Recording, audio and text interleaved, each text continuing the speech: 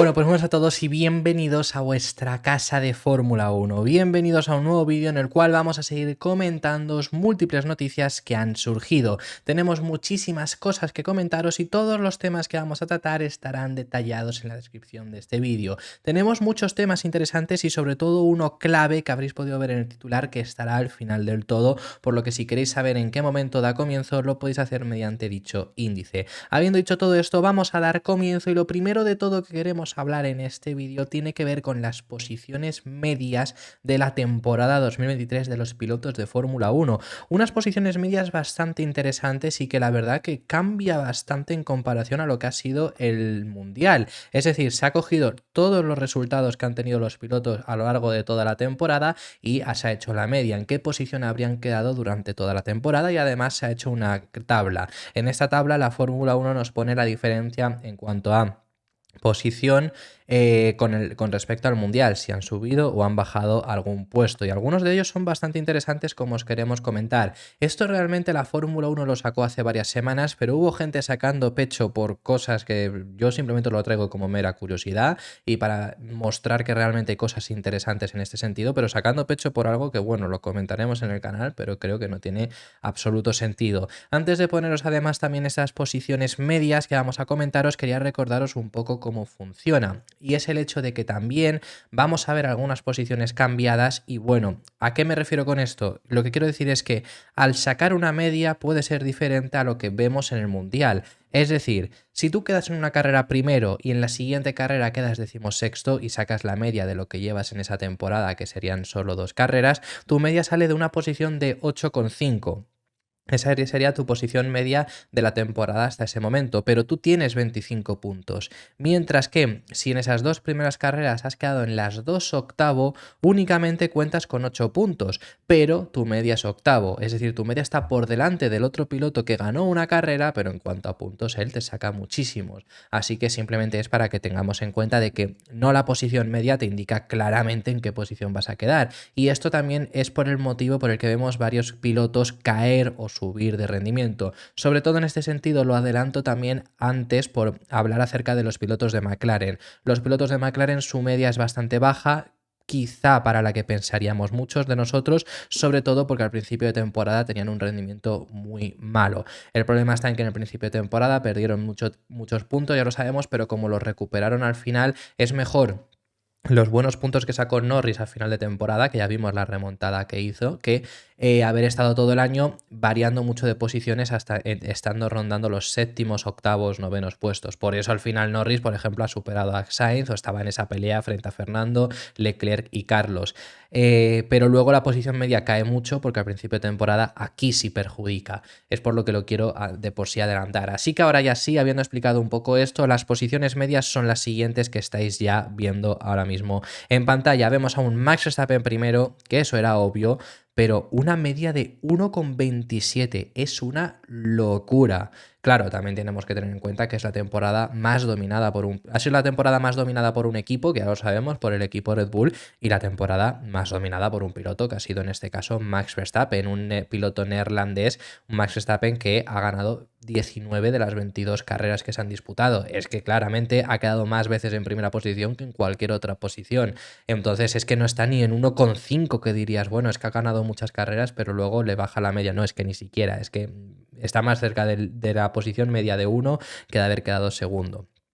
Una locura, de verdad, esto, que si queréis hacer el ejercicio, si queréis lo podemos hacer, si queréis me lo dejáis en los comentarios, os hago el ejercicio de sacaros todas las posiciones medias de los últimos campeones que han sido, para que veáis que quedar en 1,27 es una absoluta locura. Luego está su compañero de equipo con 4,2 en segunda posición. Esto es lo que decía, que hubo gente que sacó pecho, por esto dije de bueno, pues lo dejaremos más para adelante y os lo he querido meter en este viernes, sobre todo porque ya de por sí la diferencia de posición es bastante. Que Checo, hay gente sacando pecho por el hecho de que Checo esté segundo, y por supuesto la temporada de Checo en este sentido está bastante bien, pero es el hecho de que al final ha tenido el mejor monoplaza. Aquí os hemos dicho que yo, una persona que quiero que Checo le vaya lo mejor posible, esta temporada no ha sido esa mejor temporada posible, porque podría haberlo hecho mucho mejor con rendimiento propio, por haber mejorado su propio rendimiento. Independientemente de ello, queda en esa segunda posición, así que bastante bien. Leclerc, que es el primer piloto que le vemos variar su posición, quedando tercero. Aquí es más o menos lo mismo que os comentaba anteriormente, claro.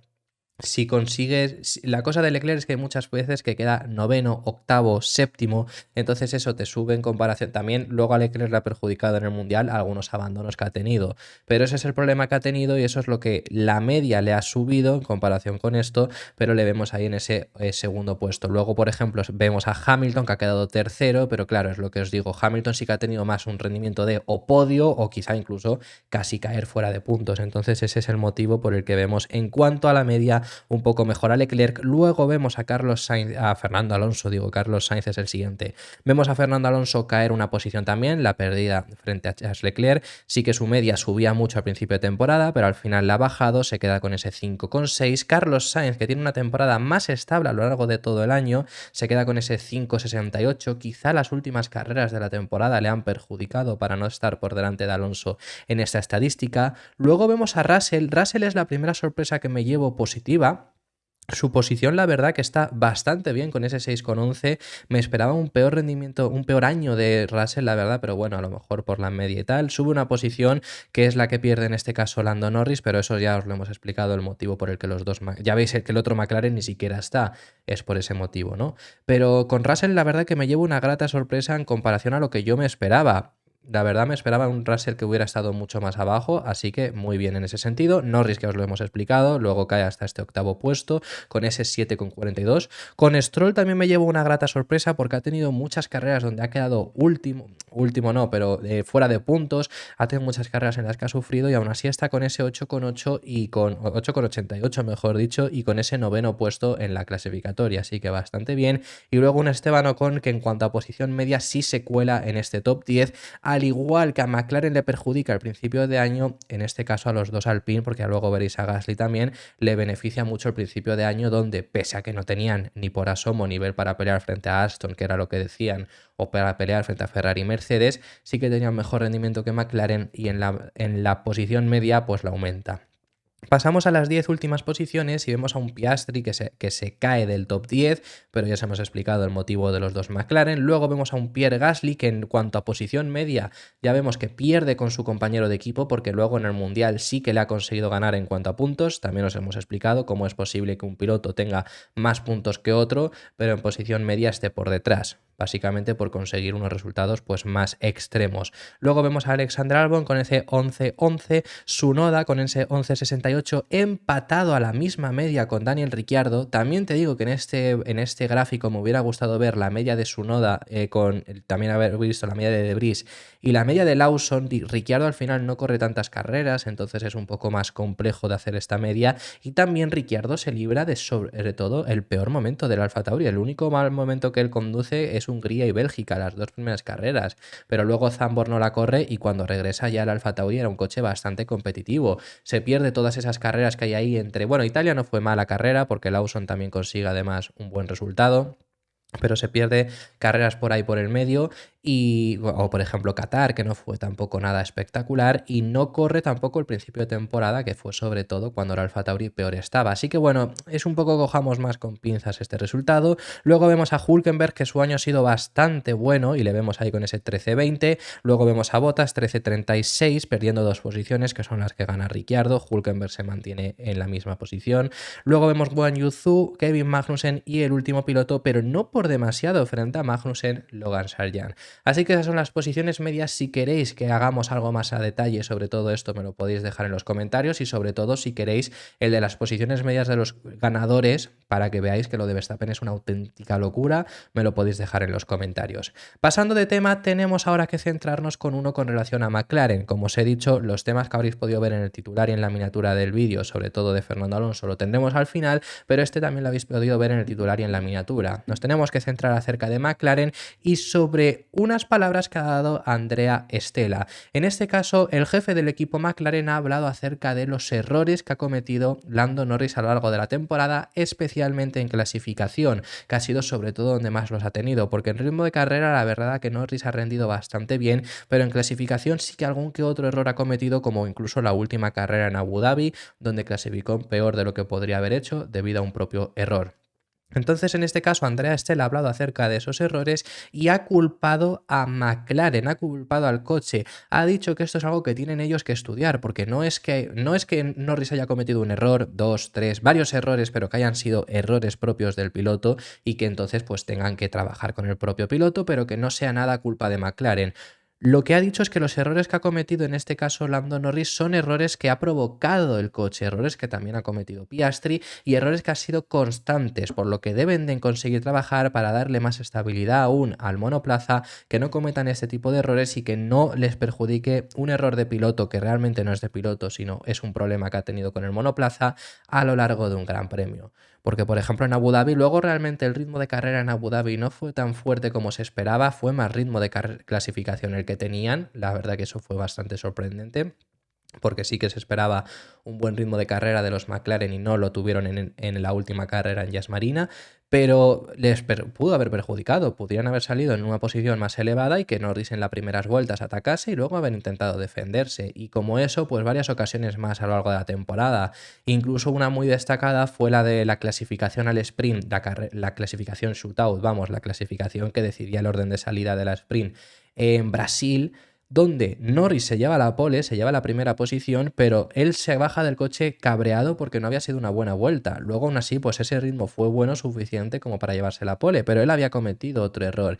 Y como eso, pues muchos. Pero es lo que dice Andrea Stella. Ahora os leemos las declaraciones de que no es solo él, incluso Piastri también los ha cometido ese tipo de errores, y entonces es un problema que ha provocado el propio monoplaza, que ha provocado el propio MCL60 y que deben de intentar conseguir solucionarlos porque para que no les perjudique en ese sentido. Que fíjate que el McLaren, cuando ya llegaron las mejoras en Austria y demás, fue un coche con bastante buena estabilidad, un coche bastante fácil de conducir, entre comillas, y eso fue algo que McLaren no había tenido en los últimos años, desde Carlos Sainz incluso, y a Ricciardo le perjudicó mucho por eso, y luego el coche sigue teniendo su complejidad, sigue siendo un coche complejo de conducir y hay coches en la parrilla más fáciles de pilotar, pero mucho mejor de lo que lo era antes. Entonces, sin ser tan errático, sobre todo, sin ser tan complejo de conducir, siguen teniendo que solucionar eso, pero ya bastante han conseguido solucionar ahí, pero provoca ciertos errores que deben de intentar solucionar. Las palabras que daba el gerente italiano son las siguientes: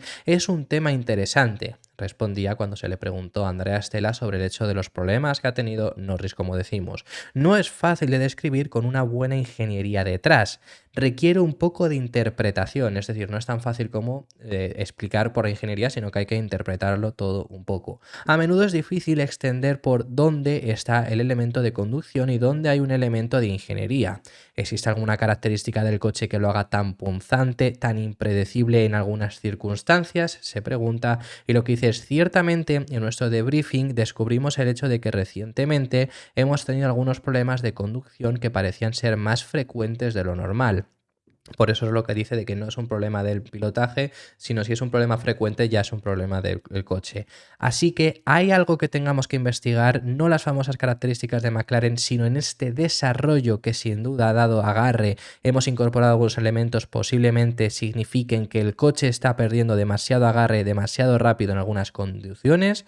Esto es una hipótesis, dice Andrea Stella. No tiene nada que ver con la evidencia, pero trabajas por hipótesis, de modo que puedes mirar en los datos, mirar en la información con una clave. Y eso es sin duda una clave que utilizaremos en los próximos días para analizar qué estamos aprendiendo de estas situaciones. Así que eso es lo que se pregunta el gerente italiano. Veremos en qué consiguen sacar de conclusión McLaren próximamente para el próximo año. Vamos a pasar de tema y tenemos que hablar ahora acerca de unas palabras que ha dado Carlos Sainz al respecto sobre el Gran Premio de Madrid. Muy brevemente os explicamos un poco lo que surgió, sobre todo la semana pasada, hace una semana y media, dos, al respecto sobre este Gran Premio de Madrid. Estalló la noticia, ¿no?, de que ya prácticamente es confirmado que Madrid va a albergar un Gran Premio de Fórmula 1 y ciertas cosas por las que todavía no se ha confirmado, que eso ya os lo hemos contado en el canal y ya ahí os recomiendo que vayáis a ver vídeos anteriores para entenderos. Pero bueno, se ha hablado mucho sobre ese Gran Premio de Madrid, se han dado muchos datos y todo hace indicar que Madrid tendrá un Gran Premio de Fórmula 1.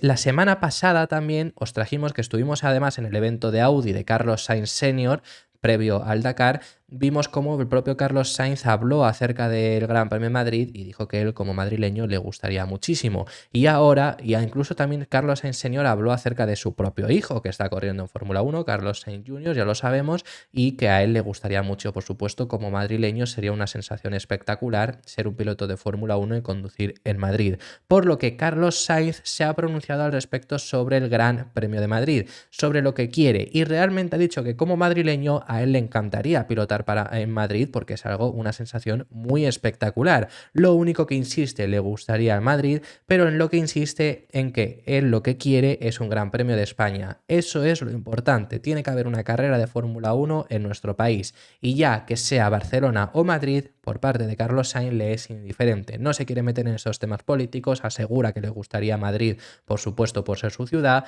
pero Barcelona como circuito le encanta. Y esta es una sensación que tenemos muchos en el sentido de realmente a mí, yo como madrileño me gustaría mucho que se corra en Madrid. Luego el problema está aquí también en que el circuito no me llama nada, también te digo. Bueno, la verdad que se podrían hacer bastantes cosas, pero es que es un circuito urbano más. Es que es un circuito que sí, que quieren ciertas características diferentes, especialmente esa curva peraltada, pero a priori no me llama demasiado. Lo que pasa es que Barcelona además me gusta mucho el circuito. El problema es que no está dando además tampoco últimamente las mejores carreras posibles, pero creo que es un circuito muy bueno y me duele perder, por supuesto, Barcelona. Yo siempre os he dicho que yo como madrileño quiero el Gran Premio de Madrid, pero como español me gustaría que se turnasen, sobre todo para vivir también en Madrid la Fórmula 1, pero para no perder Barcelona, tener un año uno, un año otro, que creo que es algo que se podría llevar a cabo. Creo que también entiendo que Madrid no quiere hacer eso. Entonces, esas son las palabras de Carlos Sainz y lo importante sobre todo en lo que recalca, ahora las leemos, pero lo que recalca es hay que tener una carrera en España, porque es algo muy importante para el propio país, para el propio crecimiento del automovilismo aquí, no solo para el espectáculo, no solo para que lo tengamos cerca, no solo para que tengamos una cita al año donde los aficionados españoles puedan acudir al circuito más fácil, porque hombre, te puedes mover por Europa, pero al final es más sencillo si está en tu propio país, aunque te tengas que desplazar hasta Barcelona. No solo por eso, que ya lo es algo bastante importante, sino para el propio crecimiento de la Fórmula 1 aquí y del automovilismo, pues es muy importante. Fijaros en Alemania, que se quedaron sin carrera, y la verdad que ya venía de antes, la verdad que los pilotos alemanes parecía que no destacaban demasiado, no estaba ningún piloto alemán destacando demasiado, que son unos de los que más han destacado en la historia, sobre todo por Michael Schumacher. Pero bueno, ha habido otros pilotos también alemanes muy importantes en la historia y ahora realmente joven estrella no hay ninguno. Tenemos en Fórmula 1 Hülkenberg, pero ha regresado después de 3 años sin estar en Fórmula 1. Schumacher, Mick no ha acabado calando, es decir que la verdad que ahora mismo está costando bastante ahí y uno de los puntos es por no tener quizá carrera en Fórmula 1. Así que es sobre todo lo más importante. Me da igual Madrid, me da igual Barcelona, pero tengamos esa carrera. Es lo que dice Sainz y estoy bastante de acuerdo. Las palabras del madrileño son las siguientes. Mi prioridad es que haya Gran Premio de España. Como piloto español no tengo preferencia clara entre Madrid o Barcelona, sino que salga bien y que seamos un ejemplo, un evento icónico como algunos como México o Singapur y Australia, los cuales disfrutamos todos. Como madrileño estaría encantado, pero insisto de que mi prioridad es España. Así que eso es lo que llega a decir y además también Carlos Sainz se pronuncia al respecto sobre el calendario, que ya hemos visto muchas opiniones de pilotos que las 24 carreras les parecen demasiado, personas, ya no solo pilotos, pero personas que le parecen que están bien o incluso aficionados que piden más. En el caso sobre todo de la gente que está dentro, pilotos e ingenieros siempre suelen indicar que son muchas carreras. Por parte del piloto madrileño dice que 24 se podría aceptar. 24 carreras al año estaría bien e incluso que se podría aceptar también que haya carreras que sean más exigentes y sobre todo pone el ejemplo de Las Vegas. El problema está en que ya con 24 carreras, lo que dice Carlos Sainz, lo que propone a la Fórmula 1 es que haya un cambio de formato. Y esto es algo que se habló hace bastante también tiempo, que quería la Fórmula 1 hacerlo y es ahora más o menos en lo que llega a pedir Carlos Sainz. El cambio de formato que ya se habló incluso es de reducir el viernes, es decir, solo tener sábado con libres y clasificación y el domingo carrera. Lo que dice Carlos que no se meten con respecto a qué tipo de formato, pero sí que pide que si sigue habiendo tantas carreras, puede haber algún gran premio súper exigente como fue el caso de Las Vegas, pero no pueden ser así los 24 grandes premios y habría que mirar el formato. Además de todo esto, ya sabemos que los equipos están trabajando en plantillas que vayan pues rotándose entre sí para que no estén en todos los grandes premios, porque es súper exigente. Pero eso es lo que dice Carlos y yo realmente es algo difícil, es algo complicado que vayamos a ver eso, yo creo, porque luego además tampoco sé si calaría del todo. Fijaros al final en el formato al sprint con solo una sesión de libres, pero creo que es algo hacia lo que vamos, es algo hacia lo que vamos del hecho de reducir un día de fin de semana, reducir el día del viernes, solo tener una sesión de libres, clasificación y carrera. Esto no solo reduces un día de acción, reduces un día de todo. Es decir, si ahora mismo los equipos tienen que como tardísimo llegar el miércoles para ponerse a preparar todo, el jueves los pilotos para el día de medios y ya viernes, sábado y domingo acción y se van el lunes, de esta forma haces que tengan que los equipos llegar el jueves para montarlo todo, los pilotos lo haces que lleguen el viernes en el día del medio, sábado, domingo acción y lunes te vas. Al final permites que haya un poco más de margen, un poco más de días. Yo creo que al final es algo a lo que vamos a ir y es algo a lo que se van a agarrar para además aumentar más las carreras. También os lo voy avisando ya. Pero es sobre todo lo que dice el piloto madrileño, que creo que estoy bastante de acuerdo con sus palabras. Sus palabras eran las siguientes: no sé si es correcto hablar de morir de éxito, refiriéndose a la Fórmula 1. De la Fórmula 1 se tiene que adaptar y hacer los fines de semana y los calendarios lo más liviano posible, porque estoy encantado de correr las carreras, pero con un horario con sentido para ingenieros, mecánicos y demás. Una programación lógica sin pegar carreras con horarios dispersos. La Fórmula 1 va a exigirnos conservar la energía durante el año para estar en forma. Habrá que cambiar las cosas de la pretemporada y los días libres. No me disgustan las 24 carreras, ni carreras como Las Vegas, sino que se hagan, ni carreras como Las Vegas, pero que no se hagan 24 veces. Con esa intensidad de eventos, prensa, éramos como marionetas. Si es así, habría que cambiar el formato. Así que veremos qué es lo que acaba ocurriendo con ese formato, si se acaba hablando más o simplemente se nos queda con estas palabras de Carlos. También nos tenemos que dar información con respecto a Italia, porque Italia podría perder sus 2 carreras en Fórmula 1. Ojo, cuidado, porque parecía que lo tenían casi renovado, desde Italia lo daban por hecho. Se sabe que desde la Fórmula 1 Italia para renovar les ha pedido a los 2 circuitos, tanto Monza como Imola, que los 2 concluyen en el mismo año el contrato, les ha pedido que hagan remodelaciones. Y por ahora, eso por supuesto lo tienen en mente desde los circuitos italianos porque lo tienen que hacer para continuar en Fórmula 1, pero no es seguro que puedan continuar. Y esto es porque parece que se ha detenido un poco las negociaciones entre la Fórmula 1 e Italia, y además Stefano Domenicali, CEO de la Fórmula 1, ha vuelto a incidir, esto es algo que él ya había dicho, pero lo vuelve a recordar, que por ser un circuito histórico no tienes asegurada tu continuidad en Fórmula 1. Sabemos a lo que vamos, sabemos que vamos a esos grandes premios de Madrid, que lo hemos hablado con Carlos Sainz, vamos a ese tipo de circuitos. Ha entrado Las Vegas este año también. Y los circuitos habituales no lo tienen asegurada la continuidad. Sobre todo además los circuitos europeos, donde más o menos ya os lo hemos contado en el canal, que la intención es hacer entre 10 y 7 carreras al año en Europa como máximo, que ahora es más de la mitad de la temporada lo que hay en el calendario y quieren reducirlas a esas 10 o incluso 7. Teniendo esa premisa, los circuitos no están asegurados. Pero Monza no se puede ir, sinceramente. Imola es un circuito también histórico, pero bueno, Imola, dentro de lo malo, ya hemos vivido durante muchos años sin Imola y no, a mí personalmente no me provocaría tanta lástima que se marche, pero Monza no se puede ir. Monza yo creo que es un circuito que debe de estar sí o sí en el calendario de la Fórmula 1, porque además es que es de los mejores circuitos, no solo por el propio circuito que sea bueno, sino porque es el mejor circuito de los que mejor dan carreras. Y hay que intentar ir a eso, no ir por ir a Las Vegas de una carrera. Bueno, Las Vegas no fue mala carrera al final, pero fue por mucha impredecibilidad. Pero no ir por ir a Arabia Saudí porque te pagan dinero sin importar cómo sea el espectáculo, porque el espectáculo no suele ser bueno en Arabia Saudí. Y como así, pues muchos ejemplos. Mientras que en Monza sí que sigue habiendo buenas carreras. Nos encanta siempre cuando vamos a Brasil, a Interlagos. ¿Por qué será? Así que bueno, eso es la cosa que hay, pero las palabras de Stefano Domenicali eran las siguientes: estamos negociando la renovación, pero necesitamos elementos activos sobre los cuales podamos llevarla adelante. Es necesario seguir invirtiendo sin mirar la historicidad de los hechos hasta ahora. Es decir, que no importa la historia, lo importante es evolucionar, que eso me parece justo, eso me parece que no por ser un histórico tengas que tengas un estatus que te permita saltarte ciertas cosas que otros no, pero creo que desde luego sí que se merece seguir en Fórmula 1. Y para concluir, el tema que habréis podido ver también en el titular y en la miniatura de este vídeo, un tema que os hemos adelantado ya desde el principio de que hemos empezado en el día de hoy, y muy interesante.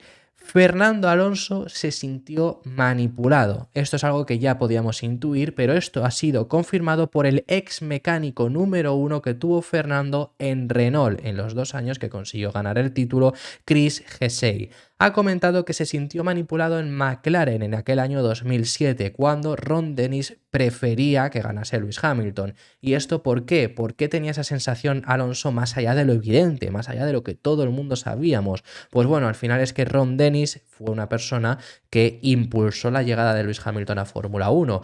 Le pagó prácticamente pues todas las categorías inferiores, estuvo apoyándole en toda su carrera deportiva, perteneciendo a esa academia de pilotos de McLaren en aquel momento, y cuando llegó a Fórmula 1 y encima desde el primer momento rendía, porque Hamilton desde el primer momento era un niño maravilla, por supuesto, al final ha ganado 7 títulos, ¿qué vamos a decir de Lewis?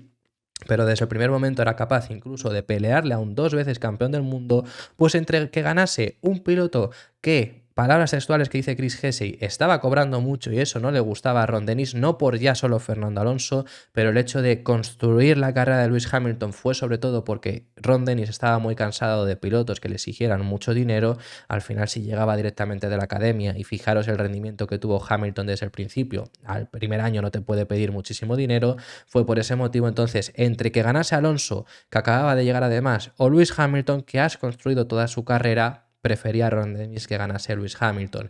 Y a partir de ese momento es cuando empezó Alonso a sentir esa manipulación que ya todos sabemos que además sintió, ya todos sabemos que claramente McLaren estuvo por la labor de ayudar siempre a Hamilton antes que a Alonso, y al final, por toda la tensión que se vivió, recordaréis aquel año 2007, y si no os lo cuento, que Alonso y Hamilton pierden los dos al final el título, teniendo ambos el mejor monoplaza, lo pierden frente a Kimi Räikkönen por un único punto. McLaren acabó incluso siendo descalificada del Mundial de Constructores, al final acabó saliendo bastante mal, y eso fue toda la historia de 2007, que además nos confirman eso, que esa era de verdad la sensación que tenía Fernando. Es bastante importante esto, pero es lo que os digo, ese momento del hecho de al final, bueno, al final también sabíamos que podía, que sentía eso. Alonso se tuvo que incluso marchar del equipo. Alonso deja Renault para irse a McLaren porque McLaren era el mejor monoplaza que había en la parrilla, y lo deja para irse a McLaren, y al año siguiente se va del que es el mejor coche de la parrilla, que Hamilton gana al año siguiente el título. Esa era la tensión que llegaron a vivir, del punto de que los dos llegasen a un acuerdo, tanto desde McLaren como Fernando Alonso, para decir: hasta aquí, vámonos, dejamos esto, rompemos el contrato. No hubo indemnización de ninguna parte y Alonso regresó a Renault, ya todos sabemos. Y eso fue lo que vivió ahí. Vivió de verdad un equipo que no quería que ganase, y el punto donde se dio cuenta, sobre todo donde fue ya todo además mucho más visible para todo el mundo, fue Hungría, que esto además también lo va a comentar Chris Gesey. Así que, como digo, este es el ex mecánico número 1 de Fernando Alonso en los 2 años que consiguió ganar el título con Renault, y lo que dice es: la cosa es que con Ron Dennis, McLaren y Hamilton, él fue traído por Ron como un joven piloto, refiriéndose a Hamilton. Ron Dennis dijo, y esto me lo contó uno de los ingenieros de McLaren de la época, recalca Chris Gesey, dijo que Ron Dennis estaba harto de pagar enormes salarios para conseguir un buen piloto, así que quería crear un piloto por su cuenta. Pagó por su educación, sus carreras en Fórmula Junior, y pagó todo el camino para llegar a la Fórmula 1. Cuando llegó a McLaren junto a Fernando, creo que fue entonces cuando Fernando se dio cuenta de que había cosas que estaban siendo manipuladas. El momento donde ya fue el culmen, como os digo, fue Hungría. Dice: el caso clásico fue Budapest. Lo que ocurrió en aquella carrera es que querían que Alonso marchara para dejar a Hamilton estar por detrás, es decir, tener mejor la pista y demás, pero eso le tocaba en esa carrera a Alonso. Cada carrera iba haciendo uno u otro. Entonces lo que hizo Alonso es, en boxes, retener, no salir, para que luego Hamilton no tuviera tiempo para cruzar la línea de meta antes de que viera la bandera cuadros, y efectivamente Hamilton se quedó sin hacer el último intento en Q3 y Alonso consiguió aquella pole. Lo que dice es: el clásico fue Budapest, donde Alonso Alonso sabía que estaba siendo retrasado deliberadamente porque él, Ron Dennis, estaba cambiando lo que debería haber transcurrido para ayudar a Hamilton a beneficiarse de ello a costa de Fernando.